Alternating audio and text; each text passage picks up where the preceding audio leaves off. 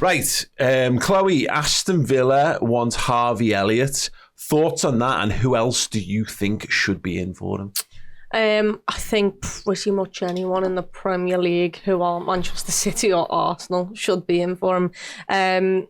I think it's good for Aston Villa, but also they've got Rodgers in there. They've got Ramsey, who we've not seen as much. But like you said there, they have lost Asensio and they did lose Marcus Rashford. Playing him out wide is not going to work because he doesn't have the pace, but he's such a phenomenal technician of a football. And yeah, I mean, it makes sense. Newcastle is the other standout for me, who, I mean, I think Newcastle would love Harvey Elliott. I mean, they've already got an incredible midfield, but if you put Harvey Elliott in front of Bruno Guimaraes or Joe Linton alongside Sandro Tonali, then, you know, I think that's quite an unbelievable midfield. So I'm not surprised by it. I think that's the level that he can play at. Once again, it's going to hurt me when he goes, because I think he is a brilliant footballer.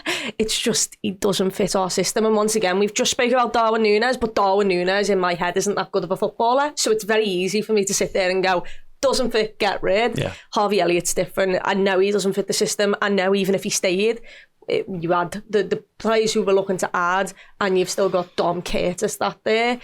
It's just, he doesn't stand a chance. And yeah, he does deserve to go and play regular football. Dan, I think your reaction was a little different on the Villa thing. Wasn't your reaction on the lines of like, why would Villa want him? A little bit, yeah. Only because of the two players that Chloe mentions. Really, I think if they were forced to sell one of them because of PSR issues, then there's definitely a spot for Harvey Elliott to waltz into and play a leading role and be a star of the show. Really, at Villa, he's definitely got the ability to do all those things. But yeah, I just think with Ramsey and Rodgers in particular, I'm not entirely convinced there is a spot for him. Do you think really. He can play an 8? No. Just because he did that for Jurgen. No, he did, but it's all about not fitting the system. I actually do think he does fit Liverpool's system. I think I said this to Chris a few weeks ago when we did like a vert show. There's just levels to this. You know what I mean? And whilst I think he's got the invention and the ability in tight spaces, and he'll do the dirty work and put the shift in for you, Flavian Wirtz does that at a completely different way and a completely different level entirely. So yeah, I think there's definitely a club out there for Harvey, and I do unfortunately think it will be the end of his Liverpool career this summer with Wirtz coming in. But I think Brighton would be a really good fit. I really like the Newcastle shout. I just don't see where he walks into. He's at a point now in his career, and he's essentially said this himself, whereby he needs to be playing week in, week out. I don't think he gets it that at Villa necessarily from the get-go. Villa are just interesting, aren't they? Because they've got to, obviously with the loans and stuff, it's hard to understand exactly what their squad's going to look like next season, Chris. But obviously they did that. That was their mission in January, was to add depth and quality. They've actually kind of got, I mean, they brought Barkley in last summer and he barely played footy for them. So it shows they're prepared to like go and get good technical footballers in there. So I agree with Dan. The pathway's harder to see. But then if you'd said we've got to fit Marcus Rashford in and Asensio in, and somehow Ollie Watkins is still going to be the main man in that team, that would have been a bit of a head scratcher, I guess, to some extent. Yeah, I think so. I think if I was Harvey, I'd be looking at it and going, who's going to make me the fulcrum of this midfield? Not just a bit part player. That's not what he's about right now. And I don't actually personally see a fit for him in England. Okay. I look at all of those teams and go, you're good enough to be an important part of this side, but who's willing to take a risk on Harvey Elliott right now? And I don't see that there's a good option for that. I do see like Italian or German football as maybe something not quite as physical as the Premier League, the pace not quite there. You see what Scott McTominay and the likes of them have done recently. If you know, there's a dearth of attacking number 10s in Italian football now. They just don't have them anymore. I think there's loads of sides who will be looking for someone like a Harvey Elliott. The difficulty for him is, for him to be the best version of himself, he has to be completely trusted by the manager to go and be that specialist, because he can play the 8. I agree with you, but he's not going to be a brilliant 8. He's not going to be a world class 8. He can do a job there. You have to set who your other 8s are around him. Yeah, you're right. It's such an important move for him. I think he's got to find a manager and a club that is going to give him everything that he can go and be the player at, because that's the only way that he's going to improve. And maybe it's a step back in terms of the club, to get the role that you want so that you can go forwards and get that role for a bigger club in the future. So I think it's massively important, and he should not rush into it just based on, you know, if it was me and the right club didn't turn up, I would probably just sit and hold until the right club turns. I would if I was Harvey. Alone. Potentially, yeah. Why not? Because if you're getting more minutes and stuff, but I do feel he needs the love and the respect of the team and the managers put his arm around him going, you're going to be the focal point of this attack. If it wasn't Erik ten Hag, I'd say by Leverkusen. Yeah. Because we know there's a spot opening up there, don't we, in that sort of role, but yeah. The only problem with that is it's modern football and not many teams. I mean, just ask Kelleher. But you can make the wrong decision, can't you? And I think that's the thing that he's got to look out for his career. You know, it's all well and good being sat there like a puppy. I want to play. But if you get yourself into the wrong situation, you're never going to hit the heights that your talent deserves. Ask David Thompson.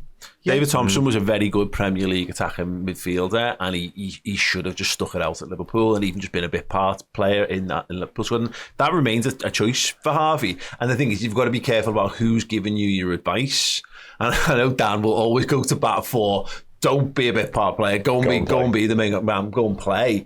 But you know, there is an honour to being involved in the club that you love more than anything else, and sticking out. We can't bash Trent for not wanting to be a part of the team, and then tell a lad that it's a Liverpool fan that he should be getting off. You know, no matter what, to go and play footy. But if it's your dad telling you need to play, and it's your agent telling you need to play, well, obviously. Look, there's an example we've talked about already, Gio van Bronckhorst. You know, he's going and he's going to sit and learn from another manager. You know, you've got an opportunity if you're Harvey Elliott to see what Florian Wirtz does on a daily, weekly basis. You could just sit there for a year if you wanted to and use that time to get better. I know he's spoken about it, right, about how it's a short career and all that type of stuff. He's got time on his side. He doesn't need to. It's better to make the right decision than the wrong decision, is all I'm saying. I agree on all of the above. However, he's a bit part player now before Florian Wirtz arrives. Like, what did he become then? Yeah. Like, you know what I mean? Like, he's hardly had an opportunity this season just gone, and all of a sudden we're spending £160 million on a player who plays in a very similar way and a very similar position, and profile-wise is literally the same age. Like, if I was Harvey Elliott, I'd be looking around going, what next? You know what I mean? Yeah. So I take all your points, but yeah, I don't see it personally for him. And also from a Liverpool point of view, if he holds another year, I think his value goes down slightly if he doesn't kick a football. And I get everyone says, yeah, he's got the appearances there, he's made over 100 appearances, and how old's he? And he's obviously English, he'll get the English tax. But if you're hardly seen him kick a ball in a year, his price will go down. We're all sat here going 50 million. Yeah. And I think that people had the convo upstairs, Aaron, like, it's mad how much footballers are these days. 40 million for Kwanzaa, 50 million for Harvey Elliott. These are the numbers being battered around. From a Liverpool perspective, it might be Liverpool saying to him, you're not going to play, mate. Yeah. So you need to choose someone. The other thing in all this, and I made the point earlier on this morning upstairs, this feels like a lot of outs and potentially ins. We've kind of skirted around this, but I looked into it over the weekend. Arne Slot did this first season after his first year in Holland. Like, there were like 10 outgoings from like first team members of the squad, and he signed like 8. So it's quite in keeping with how he operates anyway. So he has a good look for a year and then makes quite cutthroat decisions down the line, and we kind of feel like we're in that territory now. Yeah, no, Liverpool will be pushing probably for him to move on and recoup some of that money that we're going to be spending on Wirtz, won't they? But again, it goes back to it. Someone's got to be a squad player. Yep. Someone's got to be your 6th or 7th or 8th choice midfielder, and you could do a lot worse than keep a 22-year-old fan of the football team. Absolutely. It's just for Elliott is that, he's coming toward the end. He won't be playing this will be his last tournament for the under-21s. There's no sign of him getting that. I was waiting for you to say something there. There's no sign of him jumping up to the England main squad quite as yet. The only way he's going to do that is by playing Premier League football or good quality European football. So it is, I can understand why there's a lot of pressure on him to make the right call, but also, I know this whole idea that you've got a short career, but he's still in a healthy position in terms of what career he's got ahead of him. There aren't many 22-year-old footballers with over 100 appearances for a top tier European side, who are on the market potentially as well.